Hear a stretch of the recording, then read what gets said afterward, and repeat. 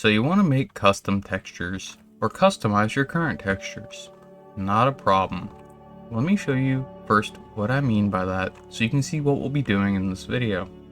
Let's say you have this chair and this is how it comes. Well, maybe you want to brand it with your world or creator name. Not a problem. That's what we're going to be covering today. Let's go ahead and swap it back. Now you can see here we have an object and then a material assigned to the object.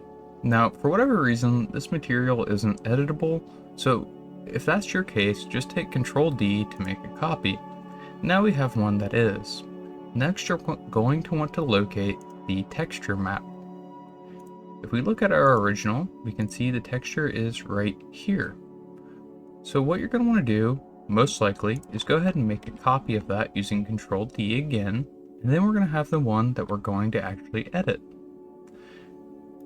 Now at this point you're almost ready, but you are going to need some kind of editing software. This can be Photoshop, GIMP, or if you're really fancy, Adobe Substance Painter. Now Adobe Substance Painter does cost money like Photoshop, but is highly worth it. I do not currently have a subscription to Substance Painter, so if you want to see that content, make sure you comment and please subscribe to my Patreon, and I will start making how to use Substance Painter videos, and it is an incredibly useful and powerful software. For the purposes of this video, we are going to be covering this with GIMP. I'll leave a link to the software in the description as it is open source and free. So what we're going to need to do at this point is locate where our file is. So you can just hit show and explore and that'll take you right to it. Now you do need some kind of editing software for this. We're going to go ahead and use GIMP. So go ahead and pull it up, and this is something like you'll see. Now this looks completely weird, but this is how we're going to very simply edit a texture to customize it. So at this point you can go ahead and hit text because we're just going to add our name to it, and you kind of have to play a guessing game unless you're using software like Substance Painter to know where it's going to go. Now this kind of looks like the seat to me, so we're just going to go ahead and work here. So we want to just put our name on it and then size it appropriately. So maybe like 100, a little small, 150, a little big, 125. Perfect. And then I'm just going to change the color. Alright, so at this point we are good to go ahead and hit overwrite, because we don't really need a new file as we already duplicated it within our project. Now if you didn't do that, you may not want to hit overwrite, and you may want to hit export as a different file name. Anyways, back to our project. We have our new texture. So what you're going to do is duplicate the default material, or go to your duplicated one. In this case, we are going to redo the duplication. Then we need to find our new texture that we just made. Go back to our material and assign it to where it belongs, which is the albedo. Now that we've done that, we can apply the material to our chair. And you can see it does actually work that easily. Now there are a few things to note here. Let's say you moved it in the wrong place.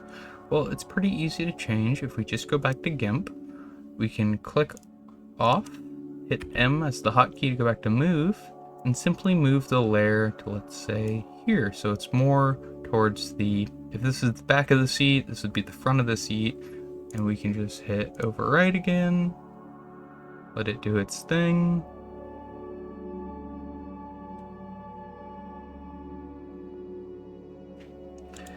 And if we go right back to our chair, you can see it moved location and it follows the indent of the chair. So this is printed directly on the material. It doesn't affect the mapping.